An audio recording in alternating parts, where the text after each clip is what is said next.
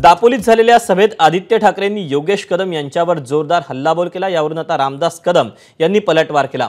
गद्दारी योगेश कदमांनी नाही तर आदित्य ठाकरेंनीच केल्याची टीका रामदास कदम यांनी केली। उद्धव ठाकरे मुख्यमंत्री झाल्यानंतर आदित्य यांनी माझा पर्यावरण खातं घेतल्याची टीकाही रामदास कदम यांनी केली आहे। एक गद्दार इकडे पण आहेत, नाटक करणारे गद्दार आहेत, टीव्हीवर रडणारे गद्दार आहेत, आवाज चढून बोलणारे गद्दार आहेत, शिवीगाळ करणारे गद्दार आहेत, धमकवणारे गद्दार आहेत। ह्या गद्दारांना तुम्ही घाबरणार आहात?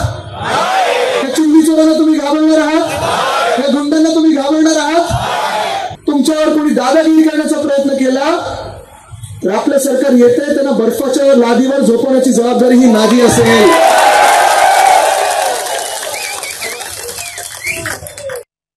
योगेश कदम शिवसेनेमध्ये असताना आदित्य त्याचा मित्र त्याला समजत होता, त्यावेळेला दापोलीमध्ये येऊन त्याच्या सगळ्या कागदांची हकालपट्टी केली। दापोली नगर परिषदेच्या निवडणुकीमध्ये त्याला एकही एबी फॉर्म दिला नाही आणि स्थानिक आमदार असताना त्याला उचलून बाजूला ठेवला। लाज वाटत नाही तुला?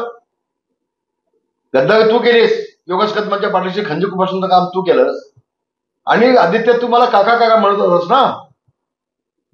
मग तुझा बाप मुख्यमंत्री झाला आणि काकाला भाग ठेवलीस आणि काकाचं पर्यावरण मंत्रीपद तू घेतलंस। मग तेव्हा रामदास कदमच्या सारख्या काकाच्या पाठीत खंजीर खुपसताना तुला थोडीशी पण लाज वाटली नाही का? गद्दार कोण?